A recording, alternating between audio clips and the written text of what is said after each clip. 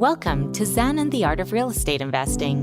What if you could learn from experienced real estate investors, find out what got them to where they are now, get insight into their daily habits, and take these insights to inspire your own growth? Each week, Jonathan Green shares an in-depth look at the mindful approach to real estate investing. Jonathan is a lifelong real estate investor, advisor, and coach, as well as the founder and team leader of Streamlined Properties. Whether you're looking to start from scratch, get to the next level, or just for a straightforward and honest approach to real estate investing, Jonathan seeks to provide a free mentorship program you can take with you anywhere. Now, here's Jonathan. Welcome back to another episode of Zen and the Art of Real Estate Investing. Our guest today is Kirby Atwell. He's also a podcast host, and I've been on his podcast, and today we're going deep on how to live off rentals. That's what his podcast is called, Living Off Rentals, but he's done rentals, STR, a lot of different things. He's a veteran. We're going to go all through it. Let's go. This is episode 269 of Zen and the Art of Real Estate Investing with my guest, Kirby Atwell. Kirby is a podcast host, short-term rental mentor. He is an Army veteran and a real estate investor, of course, since this is what the show is about. He's the founder of Living Off Rentals, Green Vet Homes, and Dune Dwellings. Kirby, welcome to the show. Jonathan, it's great to be here. Thank you. Yeah, nice to have you on the show. I've been on your show, and I know we'll be in a race to see which one comes out first. But were you interested in real estate before you went in the Army, or did it happen while you were in the Army? It happened while I was in the Army. I was always very entrepreneurial. My mom she owned her own insurance brokerage growing up, so I got to experience what it was like to kind of eat what you kill and that whole lifestyle. So it appealed to me, but I didn't know what form that was going to take. And then 2006, I picked up the gateway drug into real estate, Rich Dad, Poor Dad. Got to be the purple book. Yeah. Yeah, exactly. And it got me just like so many others. And so I became really interested then, and it really took off while I was in the Army. Did somebody send it to you, or did you pick it up on your own? Because I've heard a lot of stories. We've had a lot of veterans on, and there's many stories of reading the purple book on deployment or while waiting for something else. How did you get the book? I think it came out of hating my life. So I was stationed in El Paso, Texas for my first duty station. Yeah. And I was in a unit that I wasn't real stoked about being in. There's some leadership challenges there. And so I was searching, I was looking for like, what else can I kind of focus my time on that's going to be productive and really help me once I get out of the Army. And I came across it, thankfully, and it really just got me into it, or into the mindset, I guess. And then I kind of explored a lot more from there. Yeah, that's interesting, because a lot of people use it as like, hey, well, I need to plan what I'm going to do when the Army's over. But you were thinking like, hey, I just can't focus on what's not going right here. I need something to occupy my mindset. So I'm still good when we're going, right? Yeah. Yeah. So you read the book, and then did you immediately think, hey, this is going to be something I'm going to do even before I get out? So for people who like look at where I'm at now and say, oh, he had it all figured out from the beginning. This is how dumb I was. So I read the book. A week later, I just got the idea then that assets, you just have to own assets, and you're going to, be wealthy and make a bunch of money. And this was 2006. So perfect time to be buying properties. And luckily I was stationed in El Paso, where properties don't really go up or down much. But a week after reading that book, I saw a for sale sign go up in the yard across the street. I was living in a house with a bunch of buddies at the time. And so I got home from work, walked across the street, knocked on the door, and I was like, hey, I want to buy your house. And they're like, well, we haven't even set a price yet. The agent just put the sign up. And I was like, well, I didn't know how it worked. I was like, well, once you pick a price, let me know, because I want to buy this. And so they called me, said, $101,000. And I was turnkey. And so it worked out. But this is how dumb I was. So I then figured, okay, I'll rent it to a soldier. I found someone who, and just kind of did it myself, signed a lease with them, printed it offline, and signed it. I didn't realize that I'd never rented a house before. I went to West Point, and then, I was living with a bunch of buddies. Yeah. One of them owned the house. So I thought you paid after the end of the month, like you paid your rent. Yeah, I didn't realize you pay rent before the month starts. So they move in. You didn't think like, hey, well, because someone can run away. Yeah, exactly. So they move in. I collect the rent at the end of the month. And then after they moved out after a year or 2 years, I realized I actually got shorted a month because I never collected that last month after they moved out. So I'm just guessing you didn't knock out a security deposit on that one either. Yeah, no, I didn't know anything about security deposits. So, but that was the start. Yeah, well, taking action is the good part. And I think, there's a big difference. Taking action on an asset that still was a good buy, 101,000, that's still safer. Some other people may take a bigger chunk, but it does go to show you don't need to have it all figured out to actually take action. And your worst case scenario when you own real estate is, unless you just bought terribly, somebody sold you land in the Everglades, you're probably going to be okay if you just figure it out. You may lose a month, like you said, or fortunately you didn't get a bad tenant though. Right. Yeah. He was great. He was a E6, a sergeant in the Army, and had a great family. So he was a great tenant. I was so blessed not to have been stationed in San Diego or Hawaii first, where I would have bought something in 06 that would have, gone down half in value. So, it is interesting though, El Paso, because in 2008 and 2009, when everything was like in a free fall, most of Texas was really powering down. But a place like El Paso, you're saying like, that's still pretty steady. And you were getting rent anyway. So the value didn't really matter at that time. Exactly. Yeah. I don't think it changed a penny the whole time. Like I sold it in 2016 and I think I sold it for maybe 110. I mean, it was like, it didn't go down, it didn't go up. It's just like a very stable market. Yeah, I think too many people now, especially because there's so much on social media, people think like if they don't kill it on their first one, they've done something wrong. And like I've always said, even if you sell at a loss or a break even, it's a win. You collected rent the whole time. Right. I mean, like you can't just get a 4X on everything. This isn't like $2,000 land flipping. Yeah, exactly. And I learned so much on those. That's the thing. Like you want to sit on the sideline until you figure everything out, but it's impossible. The people who have success are the ones that get in there, like you said, and just, learn as they go. And not everything's going to go perfect, but, if you're taking action, it's going to trend in the right direction, most likely, because you're going to learn from your mistakes. You're just going to get better and better. Yeah. I mean, what is in your makeup that allowed you to just read the one book and then walk across the street and buy a house? Because, we're in an era where people are overrun with social media. So they're in analysis paralysis, which I don't think that's real, but they're in it because they just can't make a decision. What was in your makeup where you just could just do it? Like, just tell me what it costs. I'll buy it. Best day of that realtor's life. Exactly. Yeah. I just had this, this like belief that, well, if you just buy real estate, like after reading that book, I was like, if you just buy real estate, it's going to go up in value over time. And it's just, it's going to be a asset that'll make you a bunch of money. So you can't go wrong, because I just had no experience or like the crash hadn't happened yet. I saw for the last several years, people were, making money hand over fist. So I just thought, well, this is the way it's done. I mean, were you disappointed when you only sold it for 110, or was that like, had you already had other properties when you sold that one? Oh no, I'd already had other properties. Yeah, okay, and I kind of knew, it wasn't really going up or down, but I was a little disappointed, but I was also so grateful that that was the property that I purchased first, and it didn't wreck me financially right from the start. Yeah, it's steady. Yeah, exactly. Yeah. So where did you go from there? And I mean, because you're still living across the street in the rental, did you buy any more before you got out of the Army, or was that the only one? Yeah. So I bought that one, and then actually another one in El Paso right after that I moved into and lived there. And then I turned that into a rental when I got stationed in Hawaii in 2009, which was a great time to go to Hawaii as everything's crashing. Yeah. And I had learned some things from those first two. So I was in a better position to really just like start putting in offers. And I was, for the 2 years that I was there, I was just looking at properties, trying to find the best deal I could, and ended up buying a condo with a water view in Hawaii for $225,000. It was a 2-bedroom condo in Honolulu. And nice.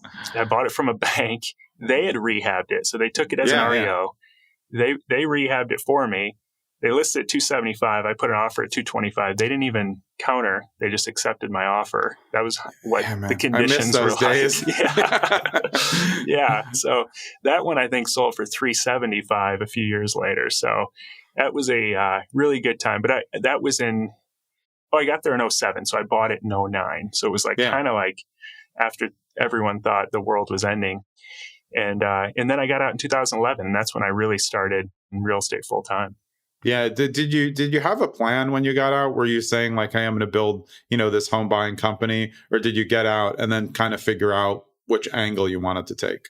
I was so ready to get into real estate. I was so fired up about it. I went from Hawaii to Japan. I was there for 2 years and just reading and kind of soaking up as much information as I could, not really able to do much investing there. Yeah. But I set up an appointment in Chicago from Japan as I was getting out. You were ready. Yeah, I got home on Wednesday. I had an appointment on Thursday to start seeing houses with a realtor in Chicago. So I was so ready and jumped into it with both feet. And I envisioned this straight line to success. And it didn't turn out like that. I went from being the commander of a Homeland Defense site and in charge of 100 guys and, monitoring North Korea to moving into my parents' basement and, saying I'm a real estate investor that really hasn't done any deals yet. So it was a hard way to get started. But that's a challenge for a lot of people getting out of the military, and also people who are in, police or fire or first responders who then either retire or get out or get injured, because you go from fully scheduled, like the ultra scheduled, to I can do whatever I want, but also I'm motivated to do something, but it's not something that has a set amount of hours. You can't just say, well, I'm going to go from house to house during the day. It's not going to work like that. So How did you get up and get started, especially when you have that, where you're going back into your parents' house, already an owner of multiple properties, but like trying to figure it out? Yeah, exactly. I still own the 3 properties I bought in the Army, but I was going to business school at night. It was the Illinois Veterans Grant, in Illinois. So they was paying for it for me to go to business school in Chicago. And then during the day, I was just hustling, trying to do deals. And so I partnered with a couple friends, and these DSCR loans for, single family to 4 units didn't exist back then. People don't realize that. They think those have always been around. Like it was either I would have used them a lot. Yeah, exactly. It was either conventional or commercial. Like that was it. And so we didn't really have options to start buying small rental properties. So we started a flipping company, and we thought, well, that's a way to make a bunch of money. And so it took a while to get going, but then we started doing one deal and then multiple, and we flipped about 75 houses from 2011 to 2016. And that's when I realized it was going to be a treadmill that I would never get off of if I didn't change something. Yeah. Well, explain to the listeners, though, why it's a treadmill, because a lot of people are like, oh, well, you've done 75 deals, you're crushing it. But they don't understand the scale of multiple flips at a time and how limited the margins get, because you're just building a strategy that can just do it over and over, but the margins keep getting smaller and smaller. Exactly. What I tell people all the time is there's a huge difference between taking on the occasional flip because it's just this really opportune deal and you're going to make extra money on it. And building a flipping business that relies on you flipping 4 to 6 properties a month to keep the business going. You make very different decisions.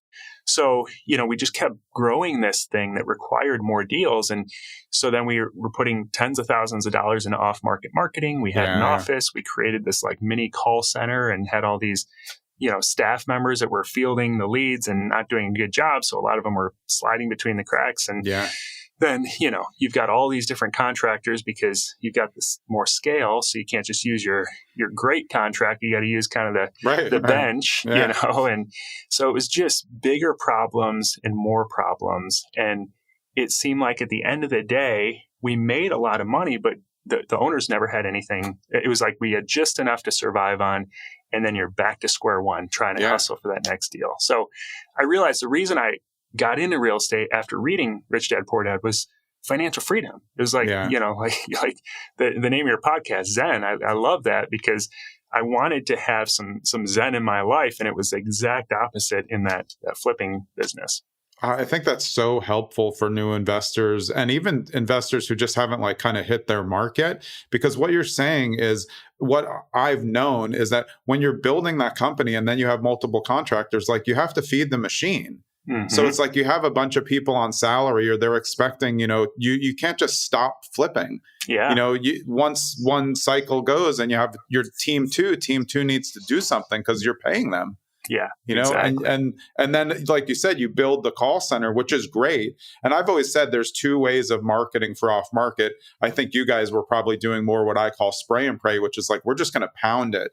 And people think that that's great, but they don't understand when you do spray and pray, you get the worst leads because you just get such volume, right? Because if you're writing, I wouldn't say good postcards. If you're writing the postcards that get calls, you're going to get calls. Half of them are FUs. Half of them want 300,000 more than they're. So it is hard for those VAs or just employees to figure out what to do. And then you get there and you're like, you guys want 600? This is worth 320. And then you burn your whole day, right? Exactly. How hard was it when you got into that funnel? Because just finding the deals is one thing, but closing them is another at the right price. But sometimes you have to close above what you want to because you have to feed the beast. Exactly. Yeah. And it all looks good on paper. You do your spreadsheet and you're like, oh, yeah, we send out this many cards and we'll get this many calls and then we'll convert. But exactly like you said, like so many good leads slid between the cracks because our hair was on fire. We had so many things going on. And then you get on a call with somebody that wants to talk for 3 hours and it's occupying. That's off market though. That's it. Exactly. So yeah. And that could be the best sale though. That's the hardest part, right? I mean, you need someone to be able to nurture, but you also, you need to close deals. There's just, I've always found that for me, I've always built very, very tiny lists and I just do micro marketing, handwritten or just direct, because it's like, to me, it's the difference between like getting leads off of Facebook or, writing letters. Facebook, everyone clicks the button, but they all hate you because it's always like a bait and switch. Like, I will buy your house for cash. Oh, wait, sorry. No, I'm just kidding. It's hard money, So how did you realize like, I have to stop this? I know you said like the hamster wheel's not going to work. You had to pivot. What did you do to make the pivot? Yeah. Well, what you just said is there's so much gold in that, because what really made me realize that this was not sustainable is I started to think about how many flipping companies do I know that have scaled to a large size. And if you start to think about that, there's a lot of people, gurus that have made a whole bunch of money talking about flipping, but is it, what actually made them their money, and there's not a whole lot of flipping companies out there that have scaled. So, but you can definitely make money flipping in a micro market, like you said, where you're very focused, you have limited overhead, and, there's more relationships built. But so at that point in 2016, talked to my partners, they wanted to keep flipping. And I was like, God bless you. I'm basically just going to start from scratch then. I didn't want to go through like a, big breakup of like, I deserve this much or whatever. And I was like, you guys can keep running the business, but this is just not for me. And so I started over with my first rental, got a corporate job in the city in Chicago. And it was, again, like reinventing myself. And so I started building up a long-term rental portfolio, but realized that was going to take a while with a few $100s of cash flow per door. And so pretty soon we moved over to Northwest Indiana, and we were moving in this house that was all 1975 inside, green shag carpet and it's all the original. Best and the worst at the same time. Yeah, exactly. So we were planning to rehab it for ourselves to move into, but it had this unfinished walkout basement. And so we were like, what can we do with this? And I started to hear about Airbnb at this point. 2017, it wasn't the household name it is today, but it was starting to get legs. And so I said, what if we just finish this, turn it into a 1-bedroom apartment, see what happens? Worst case scenario, we can use it as a long-term rental. And so we did, and listed it right before Memorial Day. And over that first summer, we made $22,000. And I was sitting there. Yeah, exactly. It was this huge epiphany for me, because I was like, I have all these houses that don't make $22,000 in the whole year. And we just made it on this dinky 1-bedroom apartment in our basement. So at that point, I was like, if we can scale this, there's something to that. And so I sold off all the long-term rentals, and we focused heavily on that and just built that business. And it's been a life changer for us. Well, there's something important in the beginning of that, especially for listeners. You went back to corporate, like just because you choose and you built the flipping company, you did well at the flipping company, 75 flips. Some people think like I can never go back to corporate. Sometimes going back to corporate for a time is the thing that keeps you highly lendable and helps you build something else and gives you a new runway to build. Did you feel bad about doing that? Like that it was a failure or something, or you just above that? You just seem very focused, like what you have to do to get to the next level. Yeah, no, it was kind of a blow to the ego because people were recognizing us. We had all these sexy before and after pictures we were posting all the time of all these flips. And so people were like, oh, wow, these guys are making so much money. And technically we were gross revenue, right, but profit was very gross different. Net. Yeah. So yeah, it was difficult, but I learned so many lessons from that experience. Like we talked about, just doing it made a huge difference. Even though financially I was pretty much in the same spot as when I started 5 years prior, I had all these lessons. And so when I reinvented myself, I didn't want to have any overhead, and I did it the right way to where it wasn't as sexy, but my bank account looked very, very different than when I was in the flipping company. Yeah, I mean, your knowledge of houses just must have increased so much. And I always had a competitive advantage because my dad was dragging me through foreclosures and dumps from a baby on. So I had that, I had the reps, but you go through 75 flips and now you say, okay, well, I want to figure out a new way. You want to live off rentals, which is the name of your podcast, Living Off Rentals. But I've always said, I think that people now have the biggest problem just getting enough reps. And I think you were probably able to just scale that business quicker because you got all the huge amount of reps. So even if the income wasn't there, it's the reps that help you move this business forward. Am I right on that? Oh, totally, exactly. Don't you think that there's so much value in just the amount of houses that you saw over time? Because everybody looks online, and sure, if you're out of state investor, that's one thing, But if even if you're out of state, you should be looking at stuff around just so you know like what the stuff is. Yeah, exactly. It's hard to know. I still find stuff in houses, 50 years later that I don't know what it is. Yeah, exactly. Yeah. And the situations you run into and stuff, there's so many. And again, I think that's a reason why it's so difficult to scale a flipping or rehabbing company is because it's not a sprocket that you're just making the same one over and over again. It's everyone is unique and you learn new things on every project. And so having done that many times and learning a lot of lessons the hard way, I was so much better prepared going into, basically, I kind of look at it as like a second season of real estate investing. Yeah. So after you did that basement unit, did you decide, hey, we just want to do short-term rentals or midterm, whatever it turned out to be? Mm-hmm. Yeah. So I'm like a super risk averse person, especially after the flipping company. I was like, I want to do this the right way. And I saw, even at that time, I was like, it feels like there's a lot of risk if you buy these high-end short-term rentals, even though it seems like people are making a bunch of money on them. If things go south or people stop traveling or, regulation changes, what do you do with this thing? You can't rent it as a long-term rental. So I went out, and there's a town nearby where we lived in Northwest Indiana, about an hour outside of Chicago, where you could buy properties super cheap. And I was like, even if this doesn't work. I was looking at the comparable short-term rentals on Airbnb. I was like, even if these numbers don't work out like these other ones, which I think it should, it still works as a long-term rental. Yeah. So started with that, the first one, and it, again, just started booking up like crazy. This is 2018, 2019. And then realized that if we started buying small multi-unit short-term rentals, kind of under the same thought process, the net cash flow was exponentially higher. Right. And so we started buying some really budget friendly, multi-unit 2 to 4 unit properties and adding to them. And pretty quickly, this was 4 years ago, I left my full-time job because we just had replaced our income really quickly. Once we got to about 8 units, I felt really comfortable leaving the full-time job and going back to this full-time. And now we've got 39 short-term rental listings.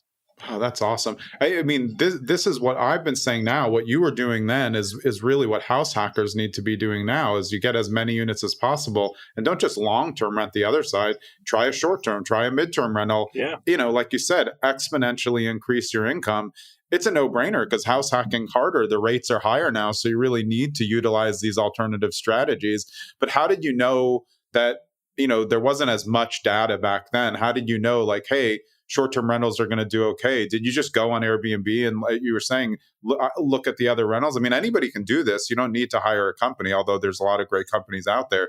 But I always, when I'm interested in Airbnb in an area, I just look on Airbnb and I look at the listings and see what they are, what they look like, and if I think I can beat them. Yeah. Yeah. Again, I mean, I was a little bit of luck involved, but exactly what you're saying. I looked at the comparable properties on Airbnb to see what can I expect in terms of performance, but I just happened to be in a place where properties were pretty affordable, but yet close to a big city like Chicago, an hour outside. There's some local attractions. And so, there was reasons for people to travel there and stay. And so the nightly rates were really compelling. And so that's what I recommend to people now after doing this for a while is to look throughout, especially throughout the Midwest and Southeast, where, it's like the part of the country that's on sale compared to the coast. You look outside of any city that has any decent size and don't buy in the city, buy for a third just outside where regulations are more friendly. Yeah. Nightly rates typically, they're not going to be maybe as high as the core city, but maybe 20% less, but you're buying it for a third of the cost. Yeah. So cash flow wise, especially if you buy a nice small multi-unit, the cash flow can be we tend to be in the, per property, our rule of thumb is 1% net. So our typical property is around, say 200,000 to 400,000.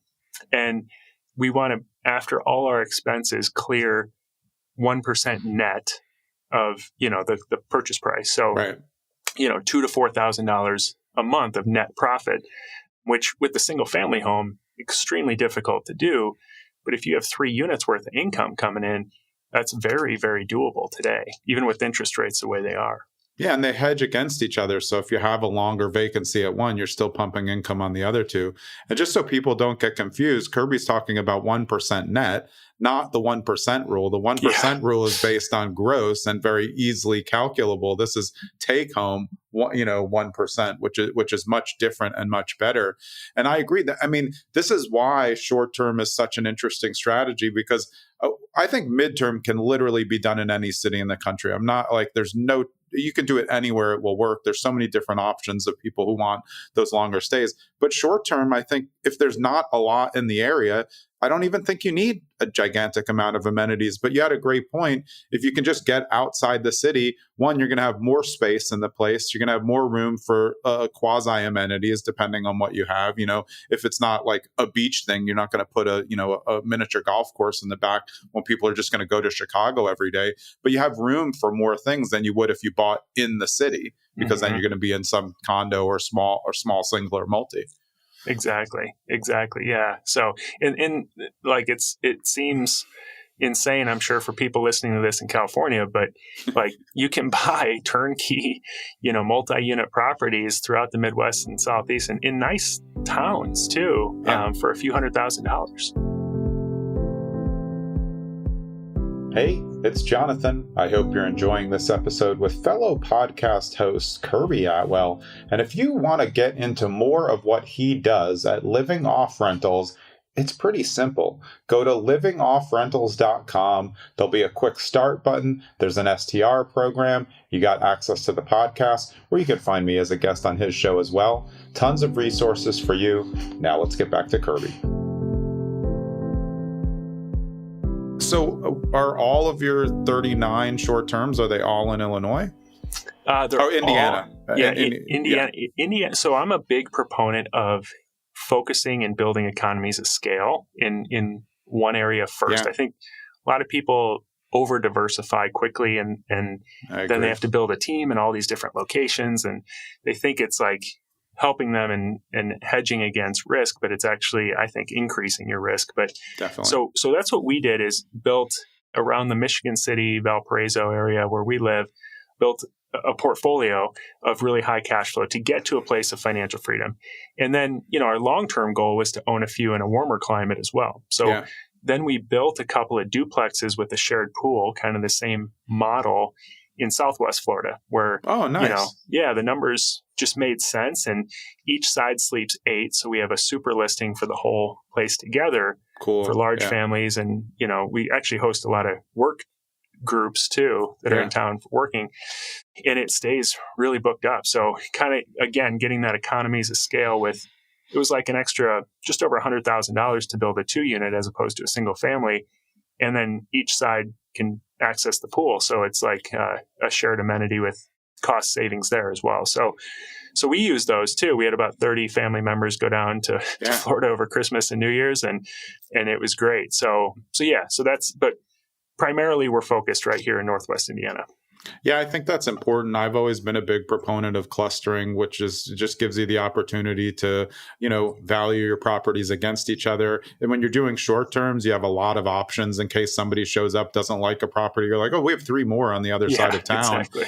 So you can kind of shuffle people around, and it gives you a lot. I think it's a really smart play. You also know the area better. And when you go to buy something after you have 5 short-term rentals, like around this Valparaiso area, you already know what you're going to get. You're your own comps for everything, for sale value, appraisal value, and for your short-term rental value. So your proof of concept's already there. It's much less guesswork. So when you go up and you're bidding, you're up against people who they don't know. You can probably bid more because they're bidding, they're bidding on a house or a multifamily that they're going to live in. And you're like, well, I can 3X this thing. Yeah. So it's a really good strategy, I think.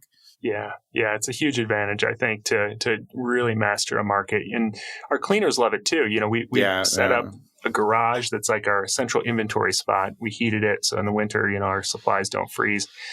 But we order stuff by the pallet load now, like toilet paper, paper towels, stuff like that. And we have a head cleaner who can then go and restock all the individual supply closets. And cleaners can get 2-3 cleanings in a day, which they love. So I think there's just so much to be said about economies of scale.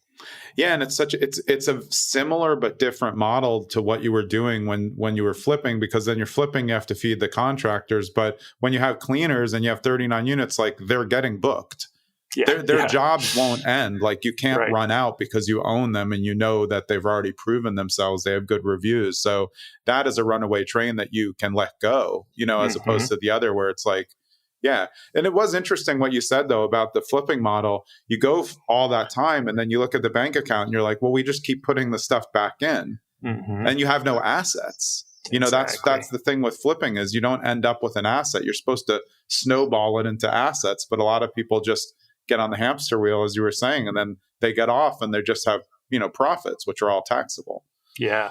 And my focus has been since that experience with the flipping company, it's always been about freedom. So I was like only focused on income and cash flow.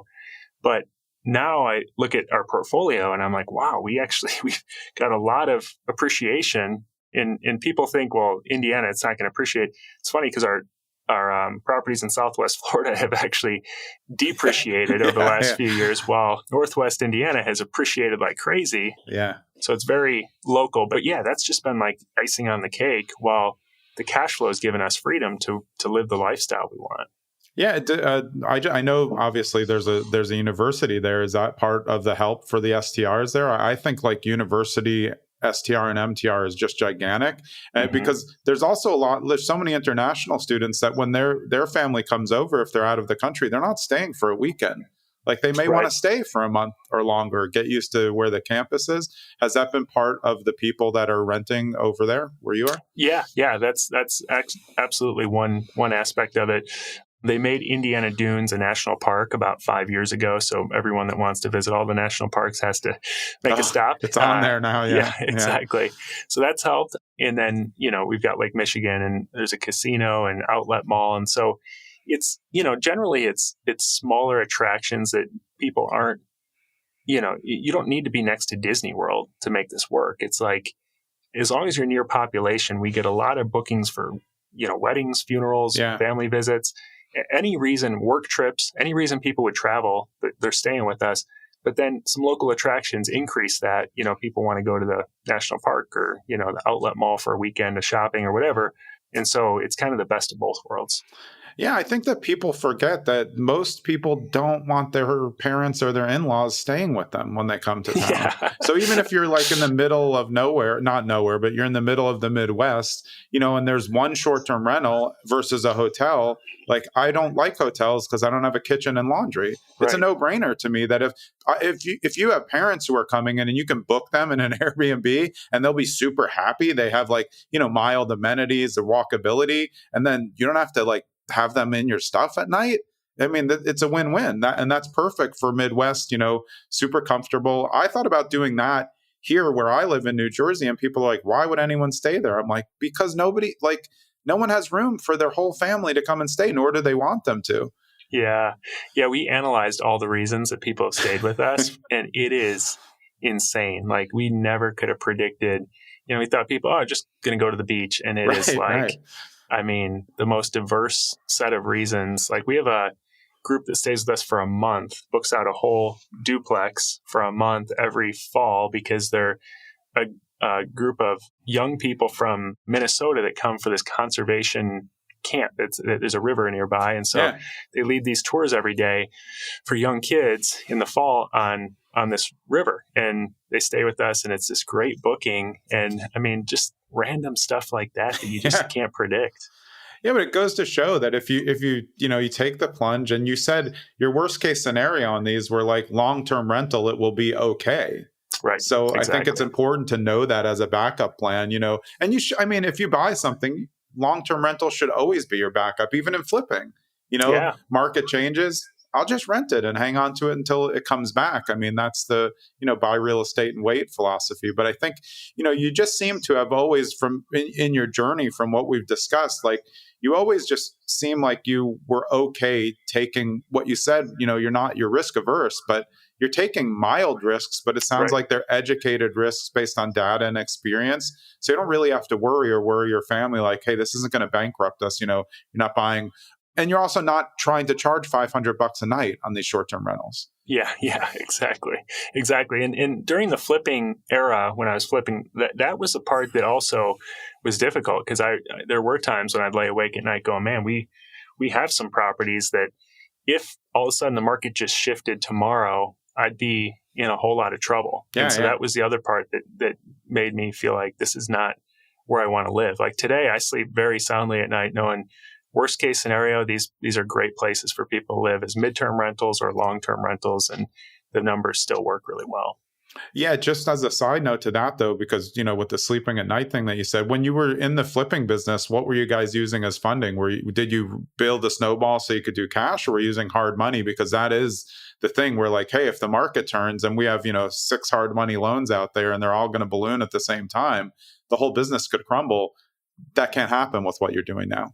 Right. Yeah. That's a good question. And I felt a little bit like Bernie Madoff when I was in the flipping company too. And I see this all the time with flippers that start to build up a business, and happens in a lot of businesses, but you have this one bank account and you've got 9 different projects going. At one point we had 20 different projects in different stages. Yeah, that's crazy. And we had, some hard money, some private money, some private money lenders were just like, here's the whole amount, and we put it in our bank account. Some it was draws. And so there was a time where we had over $1 million in our checking account and had no clue, like property by property, what it was all for. Yeah. Generally we had an idea, but it was, it's not a good position to be in for your investors to be in that position, but it's so common. I use the profit first method now to divide out everything twice a month into different accounts. And so I always know this is for taxes, this is for profit, this is for owner's compensation, my expenses. But at the time it was a cluster of a lot of different funding sources that we needed for that many deals. Yeah. And it sounds like, someone heard like, oh, there's $1 million in your bank account, you're killing it. It's like, no, you probably turned around, 3 months later and there was like 26,000. Exactly. And then you're like hoping these things sell. And then you're like, wait, no, that was a hard money loan. We're barely making anything on that. Yeah. Yeah. You feel rich, but it's none of your own money. It's all just, and maybe some of it is, but you don't even know. It's because you get your income statement and your balance sheet after the fact, once your accountant's made it through all the mess. And then you're like, oh, yeah, okay. So this is what it looked like 3 months ago. Like, what is it today? It's never in real time. Yeah. Do you ever get the itch to just, do a little flip, or can you do like at least mini ones if you get by like a property that's a little more trashy? Yeah. I actually have, I used to, even when I started, I was working full time, started doing rentals, I would do the flip occasionally. Yeah. But I haven't, my primary source of deals is actually the MLS. If you pick the right market, you can buy something relatively turnkey. I typically go straight to the listing agent. So as soon as a property pops up, say, you can represent me as the buyer and the seller, so they get twice the commission. They're going to say yes to that. They're like, oh, sorry, everybody else. Yeah. Yeah, exactly. I mean, it's so crazy how fast your offer gets in front of the seller. And so that's given us a leg up. And so it's difficult to find flips that work off the MLS. Yeah. So turning off the off-market marketing strategy has kind of limited the flips. But yeah, I do it every now and then. I mean, I've got a great contractor now that's been with me since about 2016 when I started the rental company. Yeah. And, I mean, he would do it too, but I just haven't come across too many. Yeah, I have. I'm well over a year since my last flip, and there's just no deals. There's regular home buyers are buying all the flips here, and they're paying way more than I'm interested in paying. But that goes back to the difference. If you know that you're getting a property to do short-term rental, you can pay more because you know that your income's going to be more. If you have to, you don't have to. You're not trying to pay more. But if it's a competitive environment and everybody's at asking price, and you can just grease it for $10,000 more, knowing that you're going to make money and they were all going to live there, that's just a win-win, I think. Yeah. I don't have to have this huge margin built in right from the start. Yeah, how does the property in Southwest Florida? So it's two properties facing each other with a shared amenity. If there's, because I'm thinking of, I have property that I'm looking to develop, and I'm thinking of doing 4 with shared amenities. How has the shared amenity been for that type of thing? Because I always wonder, it could go haywire at some point if you have, two parties who just somehow don't like each other. Yeah. That sounds funny. Like a family reunion, though. Right. Yeah. It's so funny because as we were building it, it was a little bit speculative because half the people that came in were like, this is so cool, and then the other half were like, oh, what are you doing? I would never book a place that shares a pool, and so that's the great thing about Airbnb is I'm trying to remember how many bookings there were last. I think it was like 400 million bookings on Airbnb. Yeah, 400 million bookings on Airbnb last year. There should be about 500 million this year. So all you need is about 40 to 50 bookings a year on your listing to make it really, really successful. So you don't have to appeal to that, millions and millions of people, but there's typically going to be enough people that are okay with whatever it is you're offering, as long as it's smart and makes sense. So we've actually had pretty good success. We're very clear that it's a shared pool, similar to like a hotel. You're going to share a pool there. And so, the back patio kind of, there's you each have a side, but then there's a shared pool in the middle. Yeah. And it's worked out really well. But our super listing of 16 people, so we list the whole, both units together, that actually has been booked up probably 80% of the time. Yeah, and that's the what individual units about 20%. Yeah, I've seen a couple of those. And like, I think like the other people think, I wouldn't stay there if I was only staying on one side. But if I was doing a big event or family, I could you can't find a better place. Yeah. Because now it's like, I can put the family that I like in my side, the ones that are, kind of so, they can go on the other side, but then I'll see them at the pool. In the middle. Exactly. Yeah. And a lot of Hispanic families are really big, and that's a big Hispanic area. So, we get a lot of big families on the weekends, and then we get work groups that are in town during the week, working Monday through Friday. And so we probably have the highest occupancy down there of any of our properties. Wow. Yeah. And we briefly touched on like the kind of guru part of when we were talking about flipping, but the interesting part about all of the real estate investing gurus is they're actually really helpful to these large short-term rentals, because if people are doing these events and retreats, like that's the exact place that you need to be. And they service it very well. If the more beds and baths that match, 6 bed, 6 bath, 8 beds, 8 bath, that makes it a really good for a group or an event or something like that, because there's a lot of bathrooms. There's less sharing going on in those properties. Yeah, absolutely. That makes a lot of sense.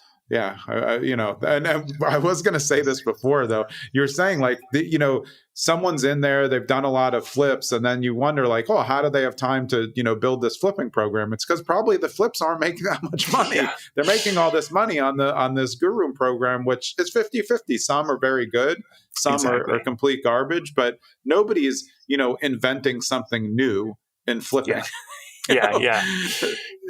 And look at what they're do it, like how are they really making their money? If they did, their last flip was 8 years ago and they're trying to teach you how to flip, like they're probably making their money. So, how are they're feeding themselves off the whatever it is they're selling. But if they're actually doing what they're teaching and they have a proven track record, then those can be really great. Yeah. So I know at some point you started helping other people, use this philosophy like you do, living off rentals. How does that work, and how do people get involved in that?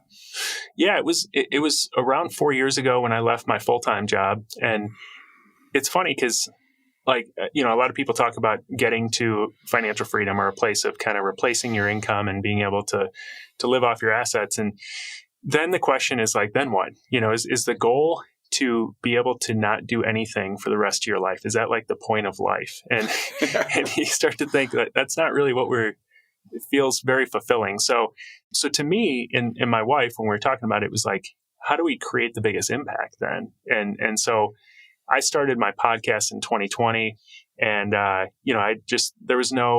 it was just kind of sharing what I was doing and interviewing others, and I had started to have a lot more people reach out and say, okay, this is good, but can you share more, like the step by step? And so that's when I created about 4 years ago a program that walks people through my whole philosophy and getting to the place of a really high cash flowing short-term rental, step by step. So that is, it's a combination of education program and then also some coaching at the same time. And it's been some of the most fulfilling work I've done, because we've worked with over 300 people now. And some people come back and, they say, this literally changed my life. I wouldn't have been able to do some of the things that I've done if it hadn't been for this.